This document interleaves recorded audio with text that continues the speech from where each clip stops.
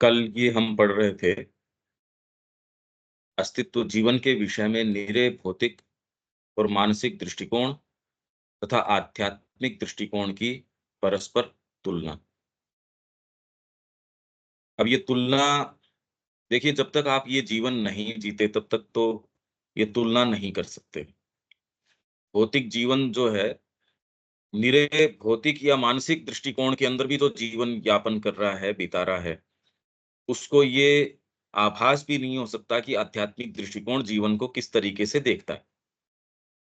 इसलिए हम जितनी बातें कर रहे हैं, जितना सब भी है, वो थोड़ा बहुत इस वर्णन से आप उसको पकड़ने का प्रयास करते हैं, पर जब जब तक जीवन के अंदर या जीवन इसके अंदर नहीं देते, इसीलिए मैं शुरू से कहते आ रहा हूँ कि बिना साधना ये समझ में नहीं आ सकता।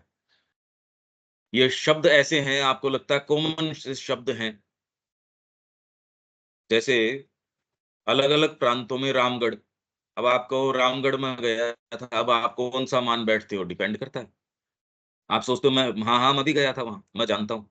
पर आप जिसकी बात कर रहे हो और जो वो व्यक्ति अपनी बात कर रहा है, उसमें अलग है, अंतर है। जीवन के विषय में दृष्टिकोण का यही भेद, ये हमारी सनातन धर्म वाली पुस्तक है, उसमें इसका जो विवेचन है 36 नंबर पेज पे, पश्चिमी भौतिकवादी संस्कृति के बीच के संपूर्ण भेद का कारण है। जब हम इस बात का सच्चे रूप में अनुभव प्राप्त कर सकेंगे कि हमारी अध्यात्म सत्ता, हमारी आत्मा ही वह सत्ता है, जो कि जीवन को और जीवन के सभी ब्योरों को उनका महत्व प्रदान करती है। अगर ये सच्ची सत्ता है, तो आप दूसरा काम कर नहीं सकते। अगर व्यक्ति और कोई भी कंसिडरेशन किसी भी और चोगे के अंदर कोई दूसरा काम कर रहा है, इसका मतलब अभी वो इस पे है नहीं, इस लाइन में है नहीं वो। कर ही नहीं सकते आप। व्यक्ति ये कहे कि मेरे ये ड्यूटी है, मेरे ये बातें हैं, ये सब बकवास बातें हैं। इससे तो विवेकानंद जी शुरू करते हैं कि बिल्कुल फालतू बातें हैं ये। अब ऐसे के अंदर आपको लगता है आप आध्यात्मिकता भी समझ रहे हो, आपने रामकृष्ण जी को भी पढ़ लिया, श्री अरविंद को भी पढ़ लिया आप, अभी आप उसमें हो ही नहीं, आप वहाँ नहीं हो। तो एकमात्र अगर ये समझ में आए कि आत्मा ही और बाकी सारे आत्मा के लिए, आप कर नहीं पा रहे, वो एक अलग बात है। पर इसमें ही आदमी भ्रमित है, जीवन के उद्देश्य को लेके ही। और जीवन के सभी ब्योरों को उनका महत्व प्रदान करती है, तभी हम भारतीय संस्कृति के संपूर्ण प्रयास को, कला, साहित्य, संगीत, क्या प्रयास कर रही है इसके अंदर? अगर साधना का आपके पुट नहीं है जीवन के अंदर, आप इसकी बातें समझ नहीं सकते। आप कुछ भी नहीं समझ सकते कि ये संस्कृति कर क्या रही है। आदि के गंभीर लक्ष्य को और इन माध्यमों से हुई उस लक्ष्य की अभिव्यक्ति को और साथ ही जीवन में उस दृष्टिकोण के क्रियान्वयन के लिए अनंतविध रूपों, परंपराओं, विधि विधानों, संस्थाओं, व्यवस्थाओं आदि के औचित्य को समझ पाएंगे और हमें भारतीय संस्कृति की अतिमानवीय प्रतिभा का कुछ कुछ आभास प्राप्त होगा। अब इनकी कितनी बात करी जाए उतनी कम है, पर जब तक आपका दृष्टिकोण नहीं बदलता, कुछ भी हर्फ नहीं समझ में आता इसका, कुछ एक एबीसीडी भी नहीं समझ में आती इसकी। दूसरे कहते हैं आप हमको आध्यात्मिकता समझा दो।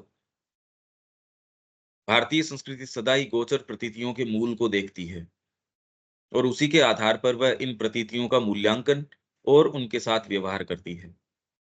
उसे ये गहरा अंतर्दर्शन प्राप्त है कि एकमात्र एक मेवाद्वितीय ब्रह्म की ही सत्ता है और न केवल वह असीम, विश्वातीत और शाश्वत सत्ता ही, अपितु यहाँ जो कालगत सीमित विश्व में गोचर अभिव्यक्ति है, वह भी वही ब्रह्म है। आप कहो कि ये जो है सब कुछ ब्रह्म है, सब कुछ एक मेवाद्वितीय ब्रह्म है, पर इसके साथ ये कहो सर्व खलविदम ब्रह्म, ये सब है, ये भी ब्रह्म है, नहीं तो इसका मतलब ही नहीं निकलता। असीम ही सीमित हो सकता है, विश्वातीत ही विश्वगत हो सकता है और शाश्वत ही काल में जन्म ले सकता है। अन्यथा अपने आप में तो कालगत सीमित अभिव्यक्ति का यहाँ कोई आधार ही नहीं बन सकता। अब ये तो हमने बात करी थी। आप अगर टाइम से लिमिटेड यहाँ आ जाओगे तो सृष्टि तो खत्म हो जाएगी आपके जाने के बाद में। कालगत अगर अभिव्यक्ति होती तो काल के साथ ये नष्ट हो जाती। एक बुलबुला पानी का बुदबुदा जो है, अगर वो अपने आप के अंदर होता, आधार नहीं होता पानी का, तो नष्ट होने के बाद तो फिर कुछ बचता क्या? तो अगर बुदबुदा है तो पानी का आधार को मान के चलता है वो।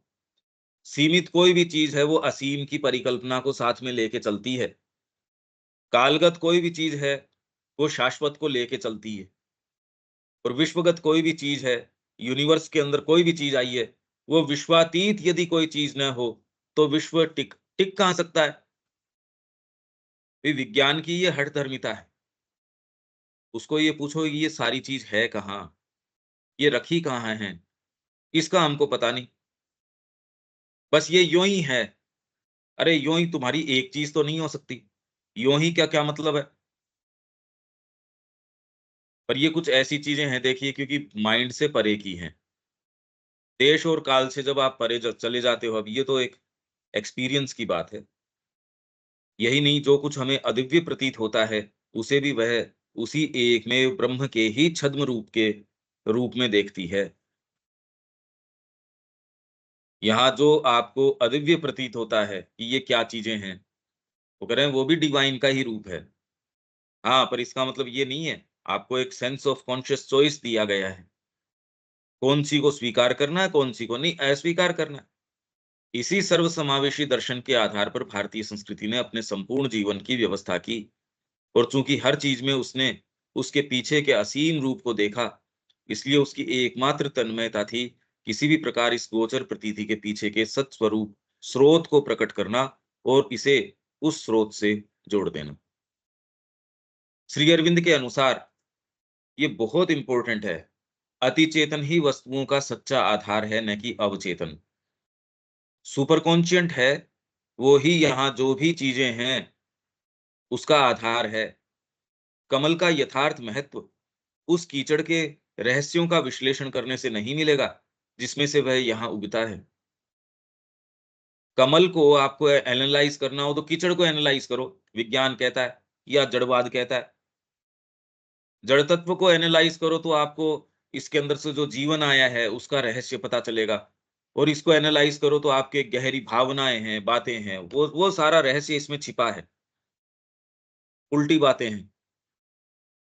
किसी भवन का निर्माण उसके विचार में निहित है, न कि जो जो उसमें वर्कर्स काम कर रहे हैं उनके अंदर या जो ईंटें उसके अंदर लगी है या जो मटेरियल उसके अंदर लगा है, उसमें नहीं है। वो सारी चीज़ निहित किसके अंदर है? मूल विचार के अंदर, जो उसके मालिक के दिमाग में आया है। उसका रहस्य तो कमल के उस दिव्य आदि रूप में मिलेगा, जो नित्य ही ऊपर प्रकाश में कुसुमित होता है।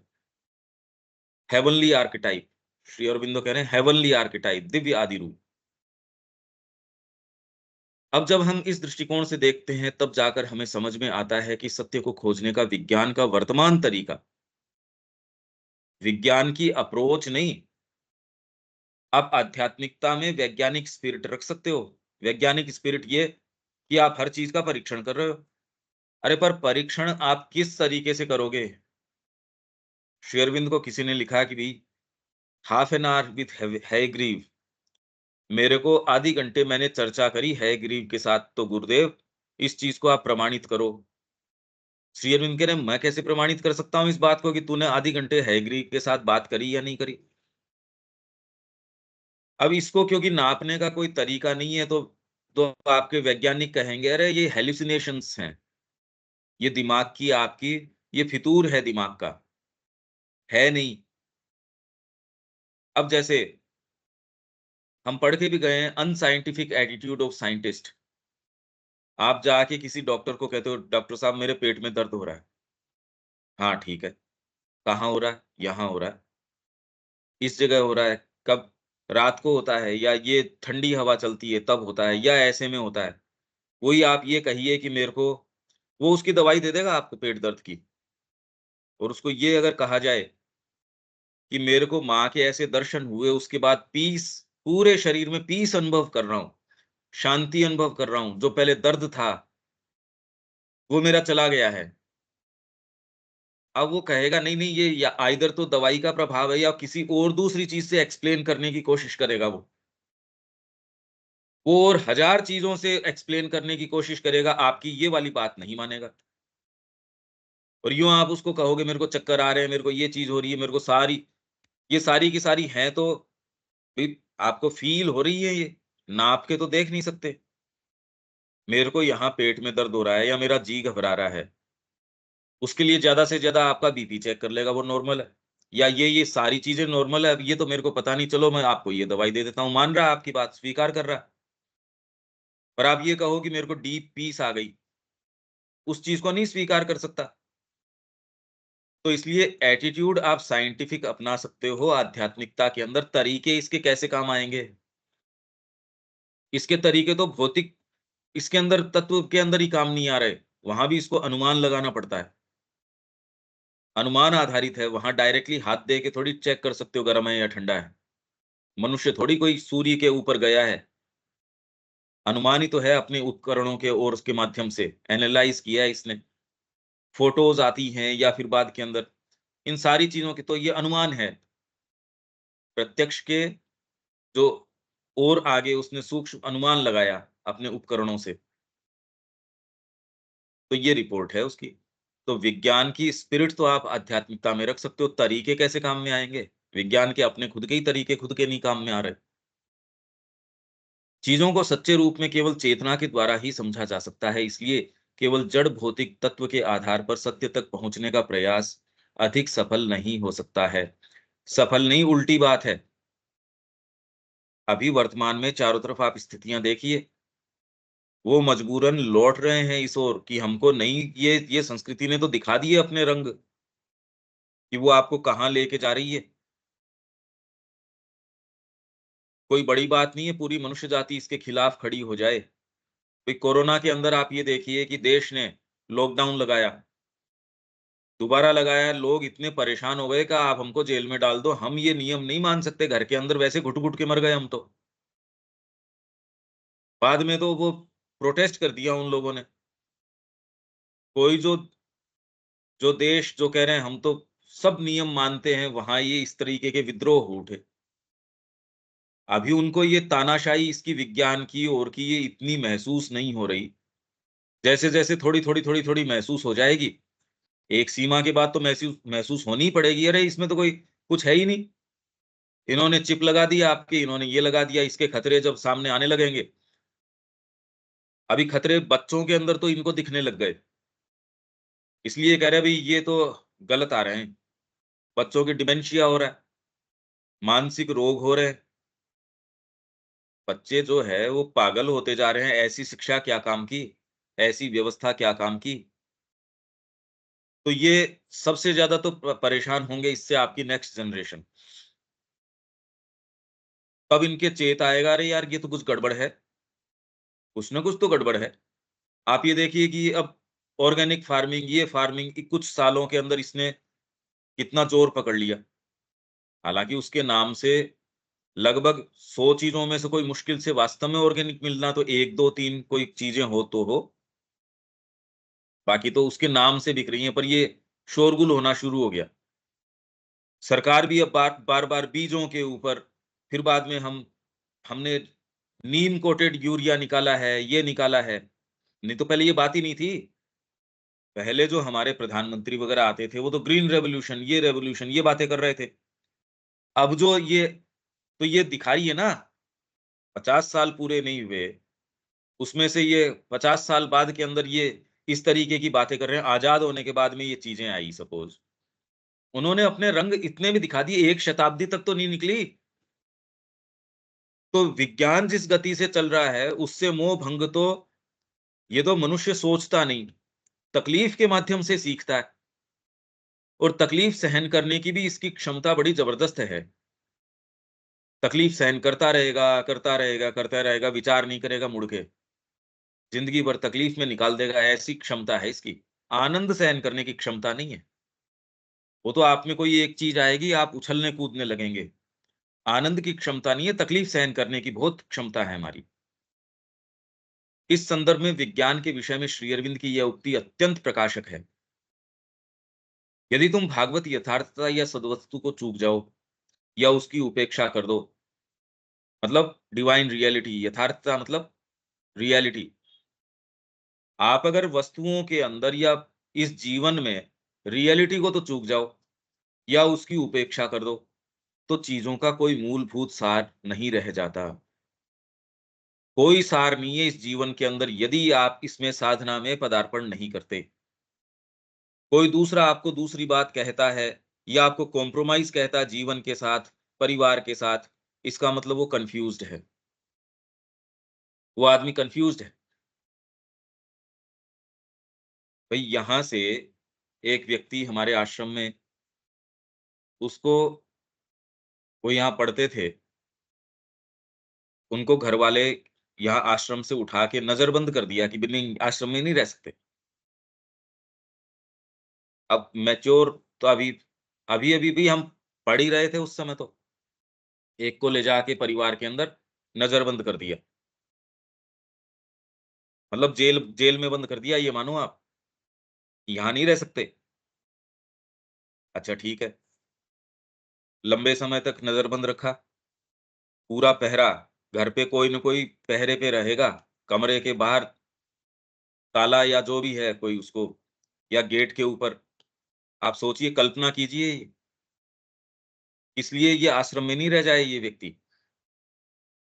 अच्छा अब क्या है वो कहने को वो व्यक्ति खुद दीक्षा लिया हुआ गुरु उनके, तो गुरु के पास उसको इसको अपन समझाने-बुझाने के लिए चलते हैं, गुरुजी कह देंगे कि बेटा घर भी इम्पोर्टेंट है, जैसे आजकल ये प्रचलन में है, कई गुरु के ये वीडियोज़ आते हैं, सब बकवास हैं।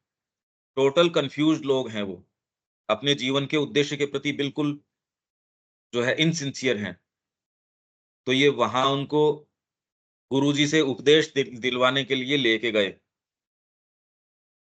थोड़ी दूरी के ऊपर, करीब मेरे ख्याल से 200 किलोमीटर दूर होंगे। वहाँ गुरु के पास लेके गए, "गुरुजी, इसको समझाओ कि देखो परिवार बड़ा इम्पोर्टेंट होता है और ये बच्चा ये कह रहा है कि मेरे को तो आश्रम में रहना है और मेरे को साधना करनी है। ये मान नहीं रहा है ये बच्चा, तो आप इसको ये समझाइए।" तो गुरुजी ने अब वो गोल-मोल बात कर रहे थे गुरुजी, आध्यात्मिक व्यक्ति।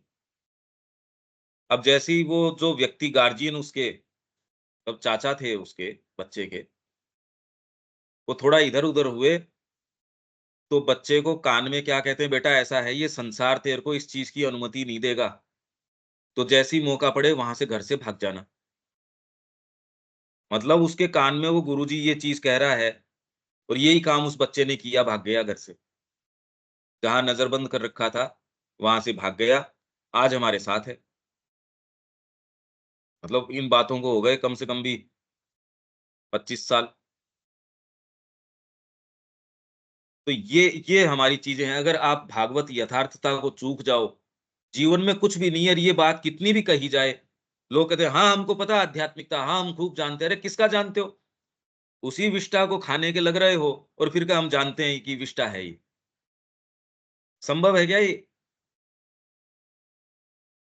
कि उसी गंदगी को खूब पेट भर-भर के खा रहे हो और फिर बाद में कह रहे, "हाँ, हमको समझाओ आप आध्यात्मिकता।" अरे आधार तो है क्या तुम्हारा समझाने का? बकवास बातें हैं ये सारी की सारी। ये तो एकदम साफ-साफ नज़र आता है डे लाइट की जैसे, फिर भी व्यक्ति कर ये बातें करते हैं खाली, सब भ्रमित हैं इसके अंदर। आप अगर डिवाइन रियलिटी को चूक गए तो जीवन में बचा क्या?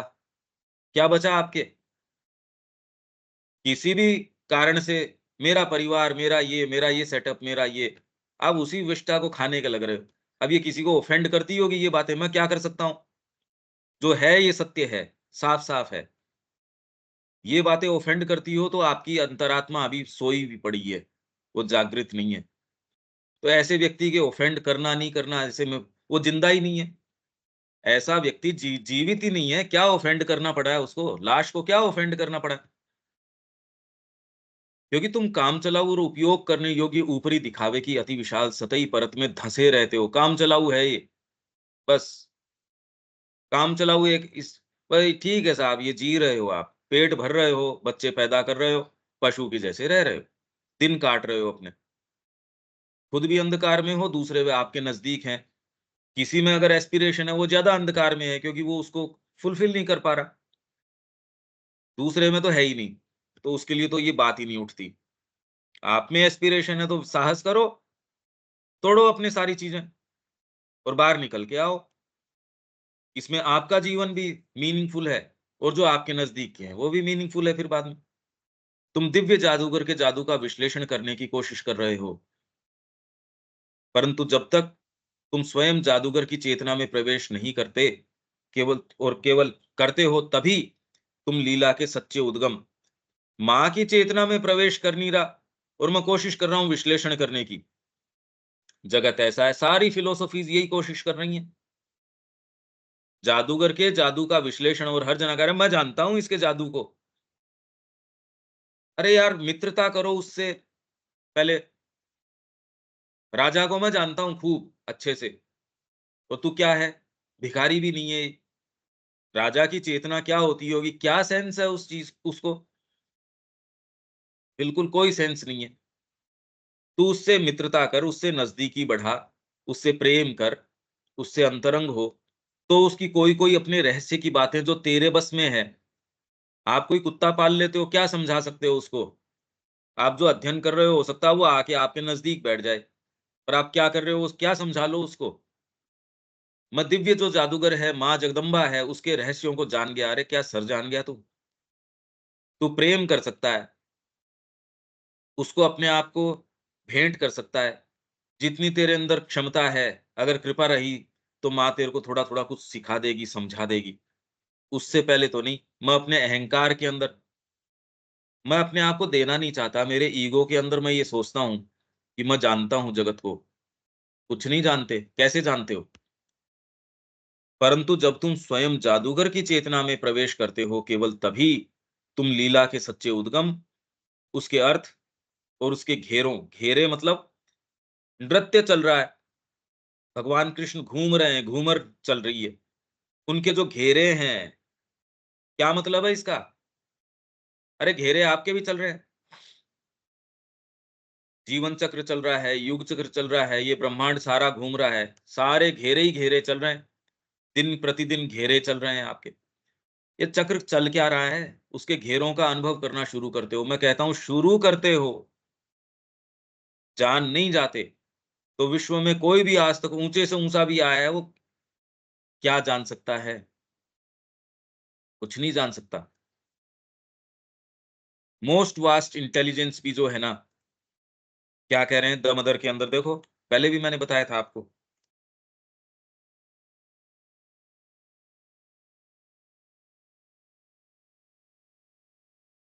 साफ साफ है ये द मदर के अंदर। और ये हमारी अपनी माँ जो पौंडीचेरी वाली, the one whom we adore as the mother is the divine conscious force। चित शक्ति है ये भगवान की, that dominates all existence, one and yet so many sided that to follow her movement। कौन जान सकता है माँ की बातें? लोग कह रहे हैं हम बताएंगे किताबों के। अरे तुम क्या बताओगे?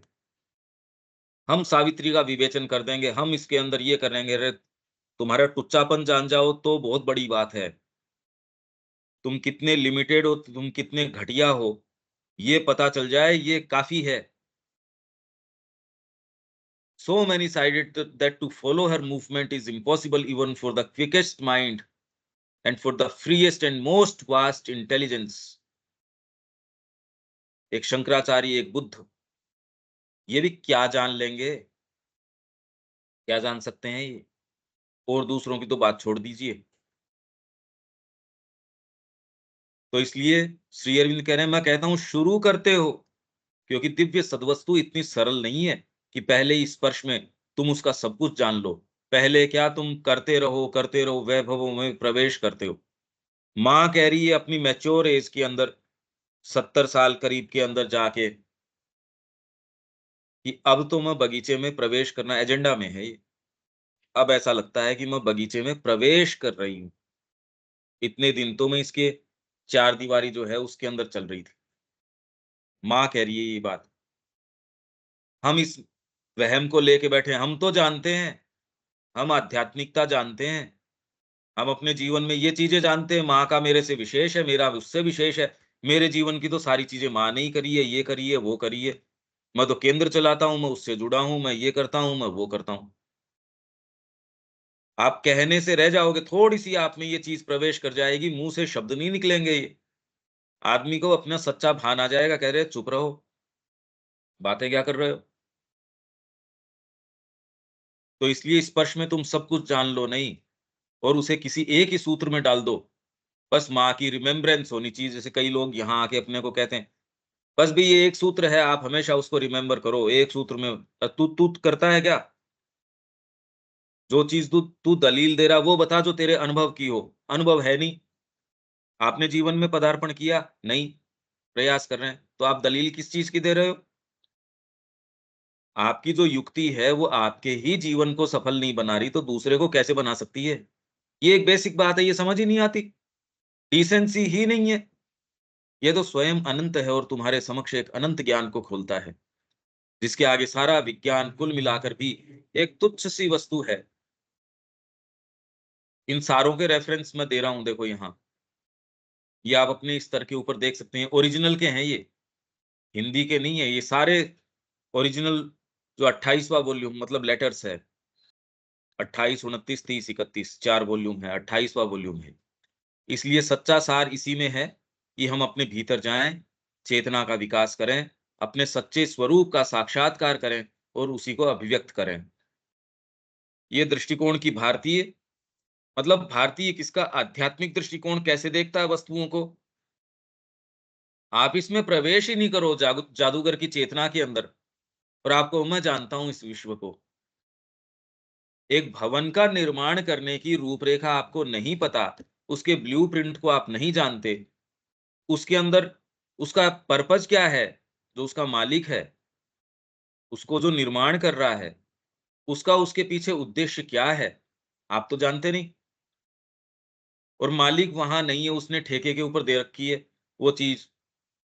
बंबई में मेरा मकान बन रहा है, मैं यहाँ बैठा हूं। जो एक भौतिकवादी व्यक्ति है, उसको तो यही नहीं पता बना कौन रहा है, क्यों बना रहे हैं, क्या बना, कुछ भी नहीं पता उसको। भाई जैसे अंधा हाथी को टच करके, सारे अंधे अगर शाश्वत काल तक भी उसको टच करते रहें, पर उनकी पिक्चर हाथी की पिक्चर नहीं बना सकती। शाश्वत काल तक लगे रहें वो उसको टच करने, वर्णन करने, और एकदम सटीक वर्णन कर रहे हैं। उनके हाथों की जो टच की क्षमता है वो बड़ी जबरदस्त है, पर क्या उससे वो एक हाथी की पिक्चर बना सकते हैं? सारे भी मिलके अगर वो जोड़ लें अपनी पिक्चर को, अंधे, तो भी हाथी की पिक्चर नहीं बन सकती। वैसे ही आपके ये अनंत काल तक विज्ञान इसी दृष्टिकोण से चलता रहे, वो कितनी भी कुछ भी कर सकता है, ये पिक्चर नहीं दे सकता कि मूल बात क्या है। इस जीवन की पिक्चर आपको नहीं आ सकती। ये फंडामेंटल आपको समझ में आ जाए, तो आप कहे भी तो माँ को ऑफर करना तो एक समझदारी की बात है। अपने जीवन की सारी कुछ जो चीज है उसको दे दो, उसके हाथ में पकड़ाओ। आपकी क्षमताएं या आपकी कमजोरियां जो हैं सो हैं, छोड़ दो उसको। माँ चाहेगी, आप कलाकार हैं, आपकी कला को उसको रखना है या नहीं रखना है। आदमी को बड़ी पीड़ा होती है, कला के लिए कला करता है, या संगीत के लिए संगीत करता है, साहित्य के लिए साहित्य करता है। माँ चाहेगी क्या करना है क्या नहीं करना है। इतने लंबे समय तक मैंने तरीके से संगीत किया, और उसके बाद अब वो समय ही नहीं देती उस चीज के लिए, भीतर से ये रहती है, कोई फर्क नहीं पड़ता। तो इसमें कोई दिक्कत नहीं है, आपके ये इशू ही नहीं है ना, ये व्यक्तिगत तरीके से। तो इसलिए माँ आपको बताएगी कि करना क्या है, और आप इतना सुख अनुभव करते हो इन चीजों के अंदर। अब इसमें आगे चलेंगे, ये इसके ऊपर अपनी कमेंट्री है वो अपन ने कवर किया, इसमें कोई यहां तक कोई बात आई है क्या? आपका कोई ऑब्जर्वेशन इसके अंदर?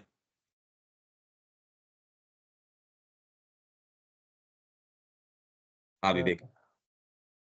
बात तो नहीं है भैया। और ऑब्जर्वेशन जो है वो तो करते समय ही पता चल जाता है कि जब अगर हम उससे जुड़े ही नहीं है तो उसके बारे में बोलना, लिखना, सोचना कुछ हो ही नहीं सकता है। वो तो उससे जुड़ाव ना हो तो उससे वाली चीज तो खुद पढ़ने और देखने से ही नजर आने लगती है।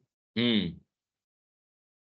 बहुत जगह जैसे बातें होती हैं, अगर वहाँ जाने के बाद ही उसका जो प्रभाव होता है और एंड ऑफ प्रोग्राम रिजल्ट होता है, वो तो एंड ऑफ प्रोग्राम तो रुकने की ज़रूरत ही नहीं होती है। हाँ। तो वो चीज़ तो साफ ही नज़र आता है। हम्म।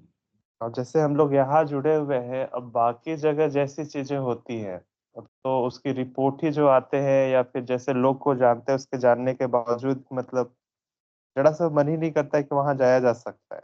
एक हम्म। अंदर से आता ही नहीं है। जैसे इसके लिए है कि कितना भी कुछ हो, आदमी जुड़ जाता है, अगर छूटा भी तो आदमी सुन लेता है, बार-बार इसको सुन सकता है। हम्म। लेकिन उसके बारे में तो अगर सुन भी ले या कोई स्पेशल रिक्वेस्ट भी आए तो सोचता है कि क्यों जाना पड़ेगा। हम्म। तो ये चीज़ तो नज़र आता है कि जब तक उससे हम्म। जुड़ा ना जाए तब तक उसकी बातें करना ही करना। तो ये एक हाँ, भाव है।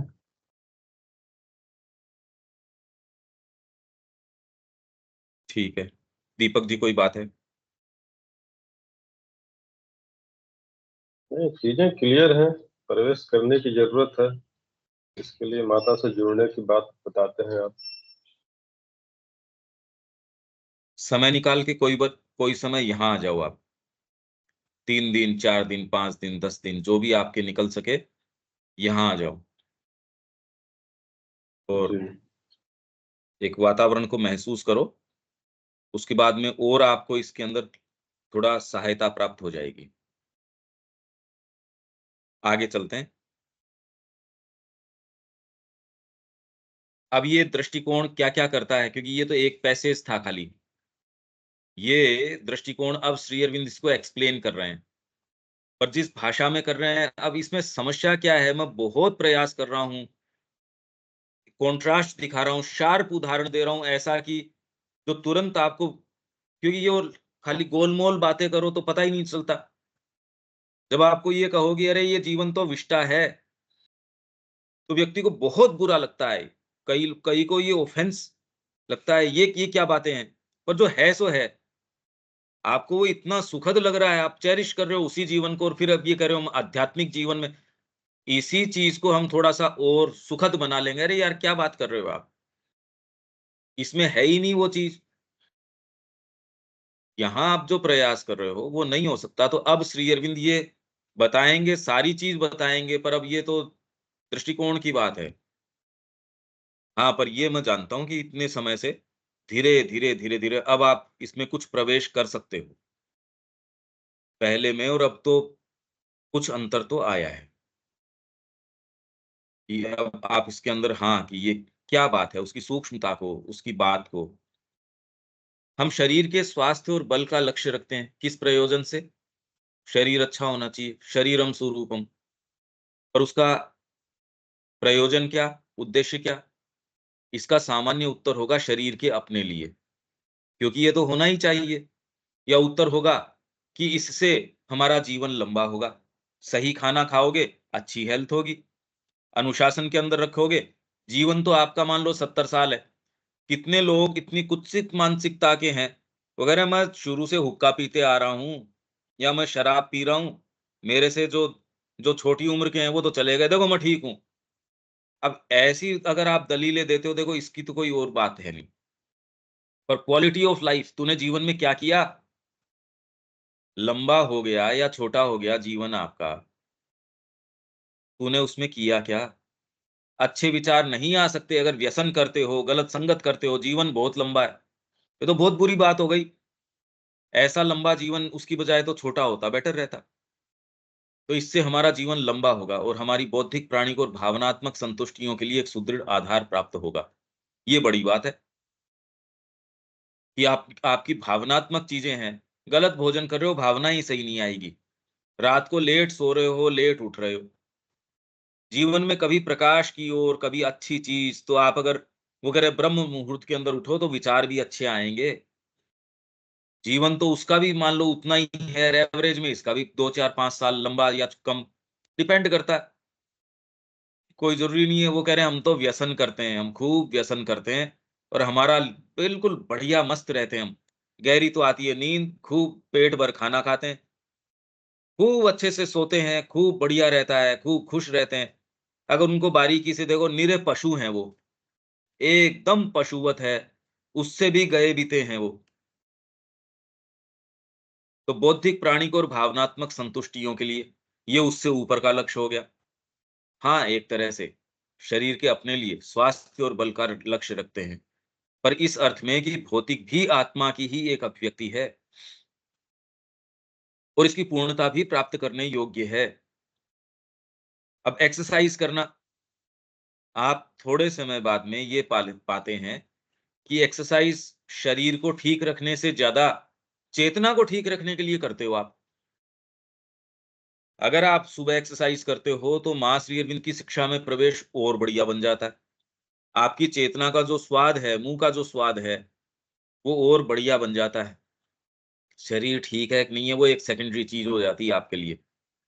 आपको ये स्वाद आ जाता है, अरे इससे तो, ये जो एक्सरसाइज कर रहे हो ये तो आप इसके लिए कर रहे हो, चेतना के लिए कर रहे हो। अब यूं एक आप किसी को कहो तो इसका कोई ग्राहक ही नहीं है इस बात का। यह भी पूर्ण मानव जीवन के धर्म का एक अंग है, पर इससे भी अधिक यह सुदृढ़ शरीर उस सब उच्चतर क्रिया के आधार के रूप में है जिसकी समाप्ति मनुष्य में दिव्य आत्मा की खोज और अभिव्यक्ति में होती है। तो देख लो आप, शरीर को क्यों रखना चाहिए, कितनी श्रेणियां हो गई इसकी। एक पुरानी संस्कृत उक्ति है, शरीरम खलु धर्म साधनम। शरीर भी धर्म को, हमारी सत्ता के भगवतोन्मुख विधान को संसिद्ध करने का हमारा साधन है। सामान्य दृष्टिकोण है हमारे मानसिक, भावनात्मक, सौंदर्यात्मक भागों को विकसित करना होगा ताकि उन्हें और अधिक संतुष्टि मिल सके। सामान्य जीवन में आप क्या कहते हो, इनको डेवलप करो। मानसिकता पर मानसिकता एज सच, आप कितने भी विचार डेवलप करो, कुल मिला के रहते केंद्रित वही हैं। बहुत अच्छा, आपके ये खूब बढ़िया आदमी है या लेडी है, अब ये साहब शादी कर ली इन्होंने, अब खूब खुश होके रह रहे हैं, खूब अच्छे विचारक हैं, हो गया साहब, ये हो गए, ये नक्की हुआ काम।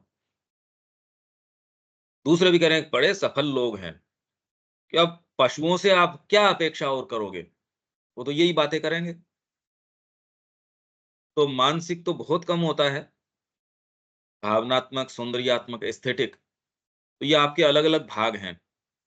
वो भी ये किस चीज के लिए होने चाहिए, आपकी एस्थेटिक्स होनी चाहिए, वो किसके लिए होनी चाहिए, माँ कहे तो करो, नहीं कहे तो मत करो। संगीत है, कला है, अरे इसकी बजाय तो माँ का जो आदेश है वो तो सर्वोपरि है, उसमें क्या चीज होती है ये क्या बताऊं मैं आपको। या इसलिए क्योंकि ये मनुष्य की सूक्ष्मतर प्रकृति है, क्योंकि इस तरह वह स्वयं को अधिक सजीव और परितृप्त महसूस करता है। यह कारण हो सकता है, पर केवल यही नहीं।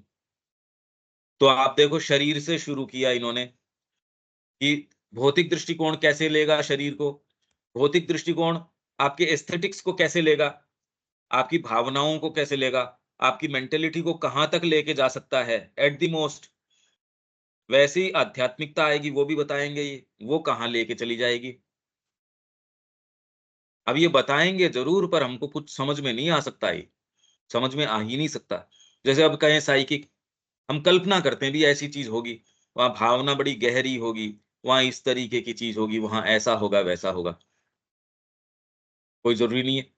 आप भगवान का वर्णन करो, आनंदमय, चैतन्यमयी, सत्यमयी, परमे, सपोज माँ का, अब वो तो पूरे जगत में है, हमको कौन से समय कितना महसूस होता, कुछ नहीं होता। आनंदमयी, कौन सा आनंद महसूस होता, चैतन्यमयी, कौन सी चेतना। भगवान कण कण के अंदर हैं, सारी चीजें हैं। हमको तो कोल्ड महसूस होता है, क्या महसूस होता है, कुछ नहीं, क्योंकि हमारी वो नेसेसरी है ही नहीं। भाई आप बहुत, चाहे एचडी मूवी है आपकी, ब्लैक एंड व्हाइट टीवी के अंदर तार लगा के उसको देख रहे हो, उसका क्या 4K करेगा, क्या उसमें अल्ट्रा एचडी करेगा, क्या करेगा उसके अंदर। तो वैसे ही जब आप अप्रोच करते हो इन सारे टेक्स्ट्स को या मां श्री अरविंद के साहित्य को, समस्या टेक्स्ट की थोड़ी है, समस्या तो आधार की है। रेडियो है, टूटा फूटा है, कोई कोई स्टेशन लग जाता है उसको भी कोई, उसका बेचारे का स्पीकर टूट फूट के चलता है, उसमें स्टेशन की थोड़ी कोई समस्या है। तो हमारे साथ ये समस्या है, हम ये टेक्स्ट पढ़ लो, जब तक इसको नहीं अपनाते तब तक प्रवेश नहीं हो सकता। ये बात कोई कहता ही नहीं, प्रवेश करो प्रवेश करो प्रवेश करो, खुद ही नहीं करता हो, क्योंकि पलट के कोई दूसरा कह दे तू क्या करता है, तेरे को तो वही परिवार, वही सेटअप, वही सारी चीजें, भर भर के रस वही तू चख रहा है, और मेरे को ये कह रहा है अमृत पान करना चाहिए। इसलिए व्यक्ति कह नहीं पाता। अगर कह रहा है तो हिपोक्रेसी है ये तो बहुत बड़ी, ये एक ऐसी है, वो कह रहा है आप स्वयं हो नहीं, दूसरों को आप शिक्षा दे रहे हो। अरे पहले स्वयं तो पदार्पण करो। ये कारण हो सकता है, पर केवल यही नहीं, अपितु यह भी कि ये चीजें भी आत्म तत्व की अभिव्यक्तियां हैं। ऐसी चीजें हैं जो मनुष्य में अपने दिव्य मूल्यों को खोज रही हैं, और उनकी वृद्धि, सूक्ष्मता, नमनीयता, शक्ति और तीव्रता के द्वारा वह संसार में दिव्य सद्वस्तु, रियलिटी, सद्वस्तु मतलब रियलिटी के निकट आने में, विभिन्न तरीकों से उनका रसास्वादन करने में, और अंततः अपने पूरे जीवन को इसके साथ एकता और अनुरूपता में ढालने में सक्षम हो जाता है। ये क्या कर देते हैं आपको बताया नहीं जा सकता। ये कैसे आपको पंख लगा देंगी आपकी संभावनाओं के, पर अगर वो पंख आपके प्राण के कारण है तो उसको बंद भी कर देंगी। संगीतकार है, संगीत प्राण से आ रहा है, माँ के संपर्क में आया, संगीत बंद। व्यक्ति कहता है तो पहले तो मैं बहुत संगीत करता था। वो सोर्स अगर दूसरे सोर्स के अंदर आपका प्रवेश नहीं है, वाइटल का सोर्स बंद हो जाएगा। वो वाली चीजें उनमें रस ही नहीं आएगा। उन कामों में, उन विचारों में व्यक्ति देखता है यार ये हुआ क्या? क्योंकि जीवन में उसको बड़ा ये लगता था कि भाई कोई संगीतकार है, उसको कितना अच्छा लगेगा संगीत करके, और अगर सभा के अंदर कर रहा है तो बात ही क्या। उसको तो अपनी कैपेबिलिटीज है, और रसास्वादन करता है व्यक्ति उसका बार-बार। साहित्यकार है, वो अपने साहित्य लिख के कितना आनंद महसूस करता है। चित्रकार है, वो चित्र बना के कितना आनंद महसूस करता है। उसको ये कह दिया जाए कि माँ से मिलोगे, ये चित्रकारी बंद हो जाएगी। अब उसने अपने आप के साथ समय तो स्पेंड किया ही है चित्र बनाते समय। उसको वो आध्यात्मिकता समझ बैठता है, या माँ की प्रेरणा, या जो भी समझ बैठता है। अब ये पता चले आप कोई स्थान पे गए या माँ के पास गए, ये सारी चीज़ें बंद। अरे! ये क्या हुआ? यार मैं तो अपने साथ मैं इतना 2-2 घंटे पढ़ता था, अंदर भीतर प्रवेश कर जाता था, खाने की सुध नहीं रहती थी। पता ही नहीं लगता था कि घरवाले क्या कर रहे हैं, क्या नहीं कर रहे हैं। घरवाले भी कहते थे, "अरे! ये तो निरा पागल व्यक्ति है, ये है, वो है, भगवान के पीछे पागल है।" ये कह के भी आप भी खुश हो जाते हो, "अरे वाह! मेरे को परिवार बहुत अच्छा मिला है। मेरे को पत्नी बहुत अच्छी मिली है, मेरे को सहायता कर रही है इस कार्य के अंदर।" ऐसे भी कुछ लोग मिल जाएँगे। नौकरी के अंदर जा रहे हैं, वहाँ भी वो लोग कह रहे हैं, "अरे यार ठीक है, ये भगवान का भक्त है, चलो इससे इतना काम।" ऐसे भी कुछ अपने पास उदाहरण हैं। उन्होंने भी ज़्यादा माथापच्ची नहीं करी। जाके जंगल के अंदर बैठा है साहब, एकदम घोर उसके अंदर जाके कहीं कोई दूसरा, हो सकता है जंगली जानवर भी आ जाएँ। घरवाले भी देखते हैं, अरे यार ये ध्यानस्थ आदमी है, और इसके अंदर ये सारी चीज़ ऐसे चलती रहती है। और अगर आपने गुरु को ऑफ़र कर दिया और ये बंद हो गई, आपका प्रवेश खाली इस चीज़ के अंदर था। आपको ये बहुत किस कलाकार को अपनी कला अच्छी नहीं लगेगी, और उसके अंदर वो समय बिताता है, वो अच्छा नहीं लगेगा? ये बताओ। 2 घंटे आप गहराई से श्री अरविंद का अध्ययन कर रहे हो, सारी चीज़ें कर रहे हो आप। वहाँ गए, माँ कह रही है मेरे को तो श्री अरविंद थे तब तक तो समय ही नहीं मिला पढ़ने का। मेरे को कभी भी श्री अरविंद की पुस्तकें पढ़ने का विशेष कोई समय मिला ही नहीं। मैंने पढ़ी ही नहीं। इतनी चीज़ें तो बाद में करो, श्री अरविंद ने अच्छा ये भी लिखा है। कहाँ से लाती वो फुर्सत? ये बताओ। इतने बड़े आश्रम का मैनेजमेंट जो है उसको सुचारू चलाना, नए मार्गों को खोलना, और खाली भौतिक मार्ग नहीं, कहाँ-कहाँ से पूरे विश्व में से पुकारें आ रही हैं। पूरे विश्व की नियति आगे तक की चेंज करना, अतिमानस को लेके आना। उनके सामने जो मुद्दे थे, पूरी मनुष्य जाति एकजुट होके भी करे तो ये काम नहीं कर सकती। वो सारा काम वो कर रही थी। तो हो सकता है आपकी ये चीज़ें बंद हो जाएँ, और आदमी ये कहता है अरे मेरा तो जो अंतरंग चीज़ थी, जो मैंने आपको पढ़ाया उनका, सहाना देवी का, कि मेरे गहरे भाव चलते थे उनके लिए, अगर वो सपोज़ कित कैसी हो आपके साथ, कल्पना करो, अभी तो कल्पना इसलिए नहीं कर सकते, है ही नहीं इस तरीके की चीज़। और पहले आप 2 घंटे, 3 घंटे अध्ययन में, इसमें, उसमें, परिवार भी ठीक चल रहा था, ये भी। जैसे ही आपने पदार्पण किया, सारे समय तो आपकी कुंठा भरी रहती है, क्रोध आता रहता है। हर जने आपके जो व्यक्ति जो आपका अंतरंग मित्र था, उसके प्रति क्रोध आता रहता है, वही सबसे बुरा लगता है। आप कहते हैं, "ये साधना है? ये क्या पथ अपनाया अपन ने? हमने तो सोचा था इसमें चैतन्यमयी हो जाएगी, इसमें तो सारी चेतना आ जाएगी, आनंद आ जाएगा।" कुछ नहीं है ये, दिवा स्वप्न है ये। आपको रियलिटी अपने बीइंग की पता लगने लगती है। और ऐसी चीज़ें पंख ले लेती हैं, जो आप में लेटेंट फैकल्टीज़ थी, आपकी आँखें हैं नहीं। व्यक्ति की आँख होती नहीं, वो संभावनाएँ सामने आ जाती हैं। धीरे-धीरे बस इसमें तो ये है कि पाँव जमाए रखो, चलते रहो, यात्रा में चलते ही रहो। यही एकमात्र सूत्र है, यदि आप इसमें कहीं भी पहुँचना चाहते हो तो। मैं आपको एक्चुअल डिटेल्स बता रहा हूँ ये। क्योंकि जो रूप आप जो सोचते हो कि साधना में प्रवेश करने से ऐसा होगा, बस माँ से अंतरंगता हो जाएगी। अभी आपको महसूस फिर भी होती है, जिसको आप एस्पिरेशन कहते हो और वो कहते हो। बाद में तो ऐसा लगेगा, यार ये इतनी सुंदर चिड़िया थी, पहले ही बेटर थी। जब मैं यहाँ नहीं आया था, उस समय सारे मैंने माताजी के सारे पढ़ लिए थे। माँ के सारे वॉल्यूम मैं पढ़ चुका था। उन्होंने जो-जो प्रैक्टिसेज़ कही थी, नाइट डायरी मेंटेन करो, ये सारी बचपन में कर ली थी मैंने। अब मैं ये वापस टटोलता हूँ, यार उस समय तो मैं मतलब यहाँ आश्रम में रहने के लिए नहीं आया था, क्योंकि रेजिडेंशियल था ही नहीं। उस टाइम तो रेजिडेंस की कोई व्यवस्था ही नहीं थी, उस उम्र के अंदर। उस समय पढ़ने के अंदर मैं तो देख रहा हूँ उसको, और अब फुर्सत ही नहीं मिलती, कि रोज़ इतनी मन में रहती है कि पढ़ें, पर फुर्सत ही नहीं है।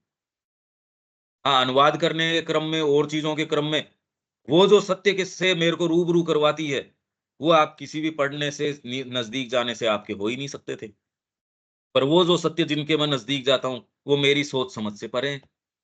न मेरे एफर्ट करने से वो हो रहे, मेरे करने से मैं कर ही नहीं रहा ऐसी कोई एक्टिविटी। पूरा दिन कहाँ चला जाता है मेरे को पता नहीं। उसके बावजूद हो रही है, तो साधना आपके एफर्ट से नहीं होती, उसके बावजूद होती है। एफर्ट से तो आप कितना कर सकते हो, लिमिटेड ही होगी जो होगी सो। ये एक्चुअल डिटेल्स हैं, कि बाद में क्या हो सकता है। पर वास्तव में आप जी के जाओगे, आप लाश की जैसे नहीं चले जाओगे। मृत व्यक्ति आया, मृत व्यक्ति चला गया। सामान्य दृष्टिकोण से नैतिकता एक सुनियमित व्यक्तिगत और सामाजिक आचार नीति है। मैं जो ये बातें कह रहा हूँ, क्या आप उसको कुछ-कुछ महसूस कर पाते हो क्या, कि जो मैं ये सारी चीज़ें इसके साथ जोड़ के दे रहा हूँ? नहीं तो ये टेक्स्ट में तो है नहीं ये बातें कोई भी एज़ सच। इस टेक्स्ट में ये कोई-सी भी बातें नहीं हैं। आप कैसे भी इसको कहीं भी लेके जा सकते हो। पर जब तक आपके व्यक्तिगत अनुभव या सारी चीज़ें पथ कैसा है, वो नहीं जोड़ो, क्या समझ में आए? और यूँ इसमें सारी चीज़ें इससे लाख गुना ज़्यादा चीज़ें हैं, और पता नहीं क्या-क्या है इस टेक्स्ट के अंदर। पर जब तक आप पदार्पण नहीं करो मार्ग में, क्या पता चले? कुछ नहीं। इस टेक्स्ट में आप अपने स्तर पे तो पढ़ के देखते हो ही, आपको पता है। आप पढ़ के आते हो सारी चीज़ें, पर वो क्या निकलती हैं। और वही अपन और कभी दोबारा एक ही टेक्स्ट, एक ही लाइन को 4 दिन वापस-वापस चलाते रहो, क्या निकल के आएगा? कुछ नहीं। मतलब और अपन जो इसका विवेचन करते हैं उसमें बिल्कुल अलग, कल जो बात करी थी उससे आज अलग, कल यही लाइन में पकड़ लो चाहे, तो मतलब बात तो कुछ और है। क्यों विवेक, सही है ये बात? इतनी तो समझ में आती होगी आपके? हाँ भैया, ये जो और सारे उदाहरण देते हैं, वही चीज़ें अंदर जाती हैं। हुँ। इसीलिए मैं ये उदाहरण जो है, ये इनके माध्यम से आपके लिए सुग्राह्य हो जाता है, कि हुँ, मैं इसको कैसे समझूँ? बाकी तो टेक्स्ट तो आप देख के आते ही हो कि ये कैसे समझें भई, क्या करें इसका? फिर आप ये देखते हो, ये एक आपको ये इसमें आनंद भी आने लग गया, यार हमने टेक्स्ट पढ़ा था। अब इसको क्लास में अपन जहाँ लेके चले जाते हैं इस टेक्स्ट को, ये तो बात ही कुछ और है। और ये हम कह नहीं रहे कि ये अल्टीमेट है। चेतना की जैसी स्थिति होगी हम वैसे, इसी टेक्स्ट को, इस पैसेज को 1 साल भी अगर अपन करेंगे, कभी दूसरे दिन रिपीट नहीं होगी चीज़। तो इसका मतलब क्या चीज़ें इसके अंदर एनकाउस्ड हैं या इसके अंदर इन्ग्रेन्ड हैं, वो देखो आप। ये अप्रोच होना चाहिए। नहीं तो व्यक्ति वही दलील देता रहता है। एक व्यक्ति मैं उसको मिला था, 10 साल पहले भी वही उदाहरण दे रहा था, 10 साल बाद भी। अरे मैंने कहा, तू 1 इंच ही नहीं खिसका। वो खुश होता है अपनी बातों से, और एकदम वो इतना, वो व्यक्ति ऐसे जो हैं, आप अब महसूस कर सकते हो यार, सड़ रहा है ये व्यक्ति, सड़ांध आ रही है। वही एक सेटअप, एक फ्रेमवर्क बना के बैठा है वो। आप कह रहे हैं इससे दूर रहो। इससे तो कोई मजदूर है जो जिसके व्यवहार में भी कोई शुद्धता नहीं है, कुछ भी नहीं है, एटलीस्ट कम से कम आदमी तो है ये। ये तो बिल्कुल, ये तो लकड़ी का एक खिलौना बन गया बस। 20 साल बाद भी वही उदाहरण देगा, तो ये तो जीवित तो है ही नहीं। ठीक है दीपक जी, ये बातें आपके समझ में आ रही हैं? जो उदाहरण अपन दे रहे हैं, जो चीजें कर रहे हैं, कुछ-कुछ तो प्रवेश आपका हो ही रहा होगा। ना शानदार उदाहरण तो कहीं मिलता नहीं है। टूटा हुआ radio, black and white TV कितना क्लियर कट घुसा देता है अंदर। इस मैटर अब पर आप एक देख, अन्य व्यक्ति से बात हो रही थी, अपने आप को बहुत पहुंचा हुआ समझ रहे थे, ऐसे ऐसे उदाहरण दे रहे थे, एकदम बोर हो गया। बड़ी यूनिक है। आगे चलें इसके अंदर। सामान्य दृष्टिकोण से नैतिकता एक सुनियमित व्यक्तिगत और सामाजिक आचार नीति है, जो समाज को सुचारू रखती है और हमारे सहचरों के साथ एक बेहतर, एक अधिक विवेकपूर्ण, संयमित, सहानुभूतिपूर्ण, स्वमर्यादित व्यवहार की ओर ले जाती है। पर आध्यात्मिक दृष्टिकोण से आचार नीति इससे कहीं अधिक है। हमारी जो पुस्तक है करप्शन वाली, आपके पास, सबके पास अब हिंदी अनुवाद है उसका, भ्रष्टाचार वाली। उसमें अपन ने विवेचन किया कि एक तो खाली आपके दंड विधान, तो वो तो पशु चलता है। फिर आपके जो कोड है, कोड कोड ऑफ कंडक्ट, आचार नीति, उसमें एक तो आपके जो बिल्कुल लोवेस्ट आचार नीति, दंड, जो सामान्य तरीके से देश में चल ही रहा है। फिर बाद में एस्थेटिकल एथिकल कोड, नैतिक ना भैया मैं नहीं करूंगा ये। थोड़े से विकसित हो जाएंगे, यार मैंने उससे प्रॉमिस किया था। या फिर कोई अच्छी चीज आपके पास है, तो आप उसको सामने कि भाई ये माँ को ऑफर होनी चाहिए, तो आपके नैतिक, फिर एस्थेटिक, ये सुंदर बात है क्या कोई? देश के अंदर, पूरे के अंदर हाहाकार मच रही, तू शांति से बैठ के, तूने ठीक है तेरे टैक्सेस भरे होंगे, पर अभी बैठ के शांति से आप तो खाना नहीं खा सकते। ऐसी न्यूज़ देखो जहां बच्ची के साथ कोई इस तरीके का काम हुआ या ये हुआ, आप कहे भई ये तो मन खराब हो गया। आध्यात्मिक व्यक्ति है, कोई उसके फ़र्क ही नहीं पड़ता, कोई ज़रूरी नहीं उसके फ़र्क पड़े। इसलिए वो क्रोंच पक्षी जो है विहार कर रहा था, बहेलिये ने उसके तीर मारा, इधर से ये दूर से देख रहे थे, और दूर से देख के इन्होंने हाँ, हाँ, यूँ करके उसको ये कहा, "अरे बाप रे! ये क्या हुआ?" तो उधर से फिर बाद में ब्रह्मा जी आए रहे कि तेरे लायक चीज़ थोड़ी है ये भावना, ये छोड़, जा रामायण की रचना कर। ये आध्यात्मिक दृष्टिकोण। एक चील है, ऊपर उड़ रही थी, किसी ने नीचे से तीर मारा उसके। अब वो बड़ी बेचारी वो तकलीफ के अंदर ऊपर उड़ते-उड़ते यूँ चक्कर काट रही है, ये कर रही है। रामकृष्ण जी देख के हँस रहे हैं उसको। और किस लिए? कह रहे देखो माँ क्या लीला कर रही है। दूसरा कहे कितना अनैतिक आदमी है। अब ये कैसे समझाओ आप? एक वैश्यालय था, उधर भाग के उधर जाने लग गए, "अरे माँ, माँ, माँ है वहाँ।" भक्त उनको पकड़ के ले गए, "गुरुजी चलो यहाँ क्या कर रहे हो ये?" ये दृष्टिकोण आपका।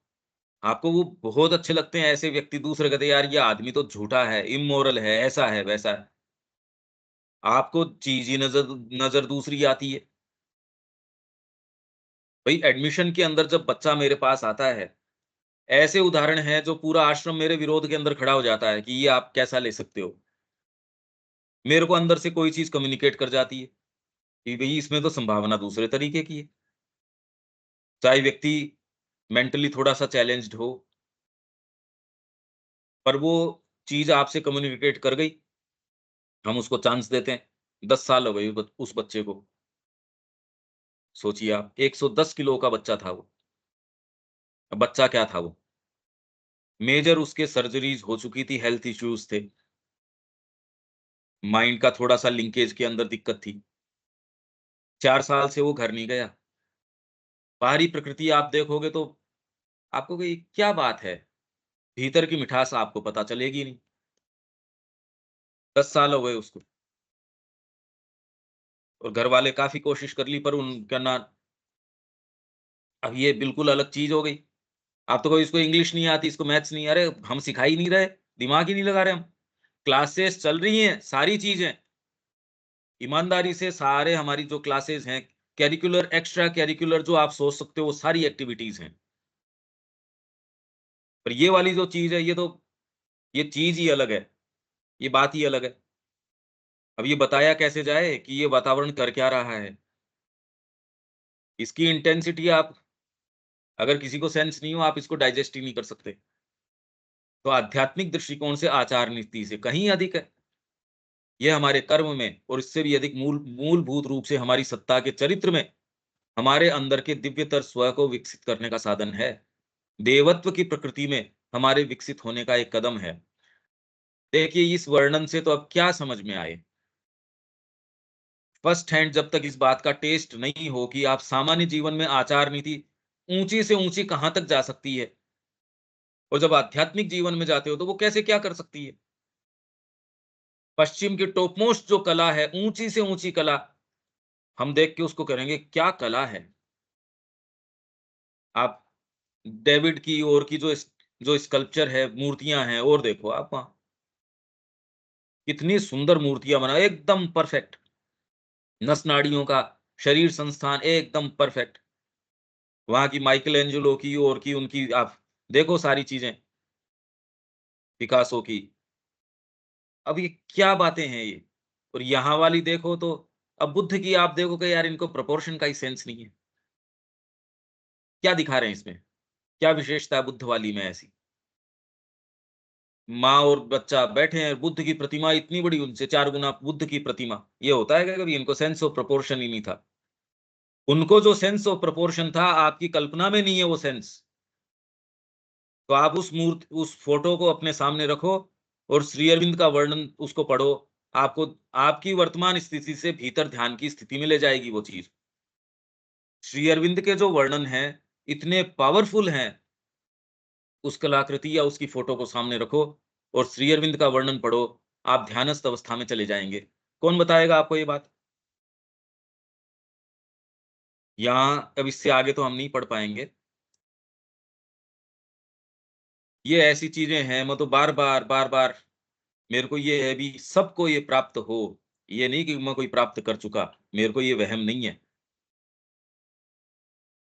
पर इसके अंदर, इस मार्ग में भी इतनी भव्यता है, इतनी सुंदर चीजें हैं कि दूसरे वाले में तो कोई आशा ही नहीं है, इतनी मैं अवश्य कह सकता हूं। और कुछ जो डीपर चीजें हैं, या कई उदाहरण हैं, चीजें हैं, वो आप मेरे नजदीक बैठे होंगे, मेरे पास होंगे, तो मैं आपसे कई चीजें चर्चा करना, आपको प्रैक्टिकल उदाहरण देना, मैं आपको सारी चीजें बता सकता हूँ। शब्या जी, कोई बात है इसमें।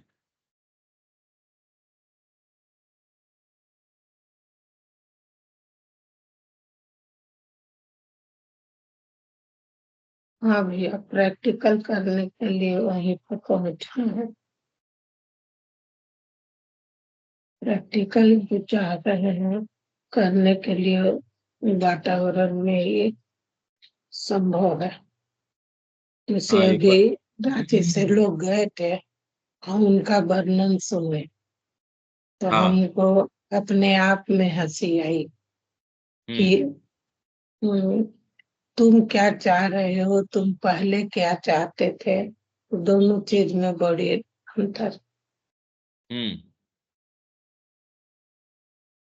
आज फिर उनसे बात भी होनी है, जाएंगे सेंटर तो उन लोग से भेंट होगी। हाँ, उनका रेस्पॉन्स अपन बाद में आप मेरे को फोन से बता देना। हाँ हाँ, हम बताएंगे। ठीक है। क्या हाँ दीपक जी, क्या कोई बात। किया, वहाँ क्या काम हो रहा है, हाँ। आपसे चर्चा होती है तो पता चलता है। हाँ। आदमी ये देखने का तो चीज नहीं है। हाँ। जिस दिन से अभी आप बोले कि वहाँ इतिहास, ये हिस्ट्री सब करना ही, चाहे साइंस का पढ़ाई नहीं होता है, ये नहीं होता है, तो आप तो उसको आप नेचुरल तरीके से ही करना चाह रहे हैं। और हम्म। यहाँ तो फॉर्मल एजुकेशन सब लोग चाह, तो वो दोनों भी तो नहीं है, संभव नहीं है। वो भी नहीं है, वो भी नहीं कहाँ है। है, मानसिक एजुकेशन तो है ही नहीं। आपको तो एक पुर्जा बना रहे हैं कि यहाँ इस कंपनी के अंदर, और वो बस पुर्जे बस आपके साल 2 साल 3 साल से ज्यादा नहीं। कोरोना के अंदर कितनी जो आपके कंपनियां हैं उन्होंने कट डाउन कर दी थी, अपनी सैलरी तो कट डाउन कर ही दी, और अपना स्टाफ है वो कट डाउन कर दिया। आपके अमेज़न वगैरह है, उन्होंने इतने इतने अपने लोगों को हटा दिया। जो आपके माइक्रोसॉफ्ट है उसने निकाल दिया। जब आपको एआई काम कर देगी और रोबोट्स आपके वेयर हाउस में लाखों रोबोट काम कर देंगे, क्या करोगे इन बेवकूफों का? भाई मनुष्य तो गधा है, उसको आपने एक पुर्जा बनाया, सोचने लायक चीज ही नहीं बनाई, तो वो तो गधे से भी खराब है, क्योंकि गधा तो चयन तो करता है कि ये खाना है वो नहीं खाना है। आपको तो कंपनी बता रही है, तो आप तो गधे भी नहीं हो। आप तो एक बस एक एक मास्क हो, एक ऐसे चाबी भरा हुआ सा खिलौना हो, चाबी जो भर देता है वैसे चलते रहते हो। भतीजा है जो मल्टीनेशनल में काम कर रहा है, कई हम्म। लोगों की छटनी हो गई और ये तलवार सब पर लटकता रहता है। हाँ इसी पर हम उससे चर्चा किए आपके बात को सुन के, तो बोलता है बुआ अभी आपको सरवाइव करने के लिए नया से नया टेक्नोलॉजी को जानना जरूरी है। यदि आप हाँ। नहीं जानते हैं तो हम्म। बहुत पीछे रह जाते हैं और हाँ छट जाते हैं। हाँ आपको बहुत अप टू डेट होने का जरूरत है। हमने कौन चीज के लिए, किधर ले जा रहा है तुम्हारा ये अप टू डेट? हम्म। तब बोलता है ना कि अभी सर्वाइवल के लिए ही सबसे जरूरी है। तो हम हाँ क्या बोले, यही हाँ। बोलते। नहीं, सही सही कह रहा है। पर इसके हम्म, अंदर सर्वाइवल में मेरे को ये बताओ, मशीन और हाँ, आदमी जब दौड़ेंगे तो कौन सा आगे निकलेगा? निकलेगा। भाई मशीन आगे निकलेगी उससे, दौड़ के अंदर तो आदमी रात को सो जाएगा, और एआई जो हम्म, है आर्टिफिशियल इंटेलिजेंस, वो तो पूरे ग्लोबली काम करती रहेगी। हम्म, अब एआई जब खुद अपने आप को टीच करना शुरू कर देगी, मनुष्य उसको कैसे कैसे उसकी, और ये तो समय समय पे आपकी सारी चीजें चेंज हो जाएंगी। जब उनको वो हम्म। वाली मशीनें नहीं चाहिए, उसकी आदमी की सेवाएं नहीं चाहिए, निकाल के फेंक देंगे मक्खी की जैसे। उस टाइम हाँ आप कितने भैया, भी। हाँ एआई भी तो जो उसमें फीड कर किया जाता है उसी के आधार पर निर्णय लेता है। हाँ, पर वो एआई फीड का ऑटो, जो भी इतना फीड तो एक व्यक्ति नहीं कर रहा ना, एक व्यक्ति थोड़ी फीड कर रहा अच्छा, है। भाई जैसे आपने वही से। कैलकुलेटर के अंदर, मनुष्य ने हम्म, कैलकुलेटर बनाया, पर वो इतनी तेज गति से उसको कैलकुलेट कर देता है, आप खुद नहीं कर सकते ना। आप एक सॉफ्टवेयर हाँ, बनाते हो, बनाता तो मनुष्य है, हम्म, पर मनुष्य हम्म, बना के जब उसको ऑपरेट करता है, तब मशीन अपने तरीके से जो काम करेगी, वो तो मशीन ही होगी। हम्म, प्रिंटिंग प्रेस मशीन आदमी ने ही बनाई, पर आज वो हम्म, 1 घंटे के अंदर आपके लाख कागज छाप देगी। आदमी हाथ से तो एक नहीं छाप पाएगा। नहीं छापे। बनाया तो मनुष्य ने ही है। हम्म, तो इसलिए इस इंटेलिजेंस के अंदर अब वो कोशिश ये कर रहे हैं, उसके अंदर भावनाएं डालनी, चीजें डालनी, और वो सारी चीजें, और वो ऑटोमेटिक सारी चीजें कर रही है, जो आपके हाथ में नहीं है वो सारी चीजें। केमिकल भी मनुष्य ने बनाया, पर मनुष्य के हाथ में है क्या उसके परिणामों को रोकना? न, तो ये सारी समस्याएं हैं। बनाई से क्या मतलब है? बनाई से कोई मतलब नहीं है। नहीं, एक दो लोग हैं हम देखे जो आजकल श्री अरविंद की किताबों का भी एआई क्या क्या बोल बता रहा है, उसका उदाहरण बहुत जोड़ दे रहे हैं हाँ, कि वह खैर कोई खास बात नहीं है। ऐसे भ्रमित हम्म, लोगों की ये तो सारी गिनतियां, मतलब इनकी गिनती क्या करें? सच्चों की गिनती हम्म, करें तो हाथ नहीं, पूरी अंगुलियां नहीं भरती आपकी।